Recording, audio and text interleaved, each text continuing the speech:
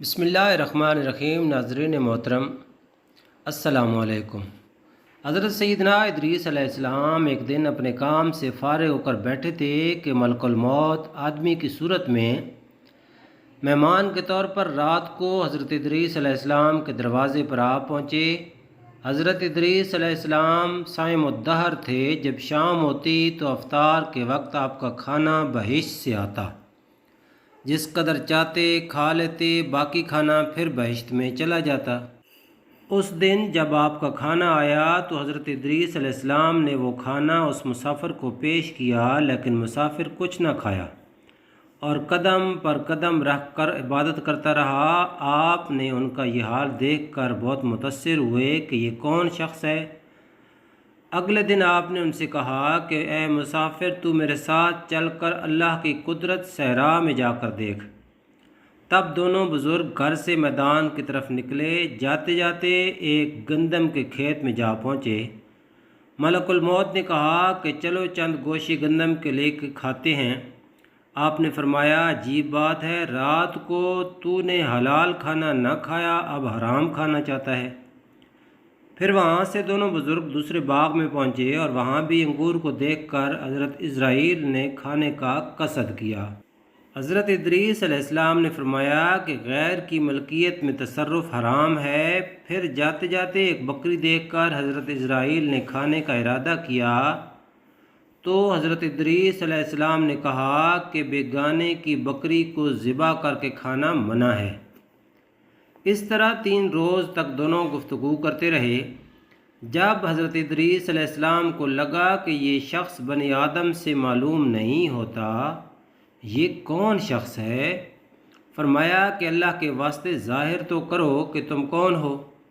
مسافر بولا، میں اسرائیل ہوں۔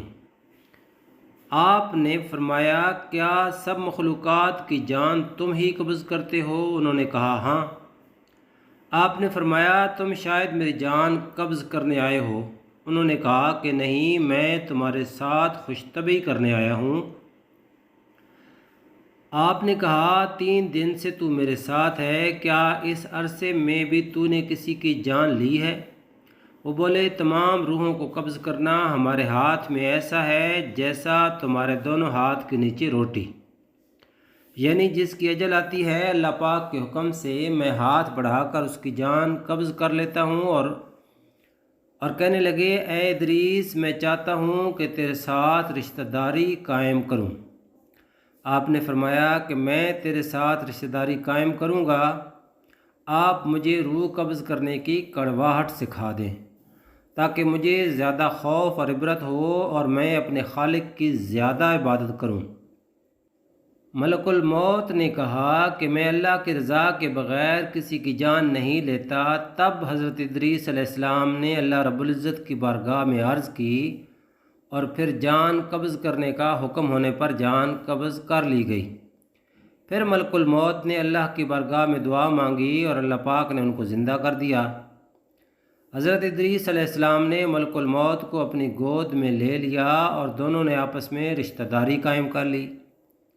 پھر ملک الموت نے ان سے پوچھا، اے ادریس، جان کنی کی تلخی کیسی تھی؟ وہ بولے، جیسے کسی زندہ جانور کی کھال سر سے پاؤں تک کو دھیڑی جاتی ہے۔ ملک الموت نے کہا، بھائی قسم ہے رب العالمین کی، جیسے میں نے تیرے ساتھ احسان کیا ہے ایسا میں نے کسی کے ساتھ نہیں کیا۔ حضرت ادریس علیہ السلام نے فرمایا، اے بھائی، مجھے دوزخ کے دروازے تک لے چل تاکہ اس کو دیکھ کر خوف الہی زیادہ ہو اور میں زیادہ عبادت اور بندگی کر سکوں۔ تب ملک الموت نے اللہ کے حکم سے ان کو دوزخ کے 7 طبق دکھائے۔ پھر حضرت ادریس علیہ السلام بولے، اے بھائی، مجھے جنت دیکھنے کی آرزو ہے کہ اسے دیکھ کر خوشی حاصل کروں اور زیادہ عبادت کروں۔ پھر ان کو بہشت کے دروازے پر لے گئے۔ انہوں نے بہشت کے مناظر اپنی آنکھوں سے دیکھے۔ پھر کہنے لگے، اے بھائی، میں جان کی تلخی سہ چکا ہوں اور دوزخ بھی دیکھ چکا ہوں اور میرا جگر پیاس کے مارے جل رہا ہے۔ اجازت ہو تو بہشت میں جا کے ایک پیالہ پی لوں۔ تب ملک الموت نے کہا، ہاں، اگر تم واپس آنے کا وعدہ کرو شدید پیاس کی وجہ سے حضرت ادریس علیہ السلام نے واپس آنے کا وعدہ کیا اور بحکم الہی اپنے نالین درخت طوبہ کے نیچے چھوڑ کر بہشت میں داخل ہو گئے، کیونکہ باہر آنے کا عہد کیا تھا اور نالین بھی درخت کے نیچے چھوڑ آئے تھے۔ کچھ دیر بعد ملک الموت نے ان کو آواز دی کہ اے بھائی تاخیر مت کرو۔ جواب ملا کہ اے مشفق جبار عالم فرماتا ہے ہر نفس کو موت کا مزہ چکھنا ہے، اور اب تو میں جان کنی کا مزہ بھی چکھ چکا ہوں، اور حق تعالیٰ کا فرمان ہے کہ تم میں سے ہر ایک پہنچے گا، سو میں دوزخ میں بھی پہنچ چکا ہوں، اور یہ بھی اللہ عز و جل نے فرمایا ہے کہ ان کو وہاں کوئی تکلیف نہ پہنچے گی اور نہ ہی ان کو وہاں سے نکالا جائے گا، یعنی جو بہشت میں آ گیا واپس نہیں نکالا جائے گا۔ تو اے بھائی اب میں ہرگز نہیں آؤں گا۔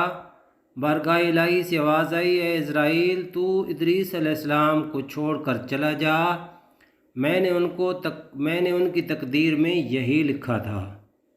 حضرت ادریس علیہ السلام موت کا مزہ چکھ کر اور دوزخ کو دیکھ کر جنت میں جا رہے تھے، تب حضرت اسرائیل بولے ہر نبی پر بہشت حرام ہے جب تک بہشت میں خاتم الانبیاء حضرت محمد مصطفیٰ صلی اللہ علیہ وسلم داخل نہ ہوں۔ پھر آواز آئی، ہے اسرائیل میں بہشت کو دریغ نہیں رکھتا، لیکن اول بہشت میں محمد مصطفیٰ صلی اللہ علیہ وسلم داخل ہوں گے، اس کے بعد ان کی امت۔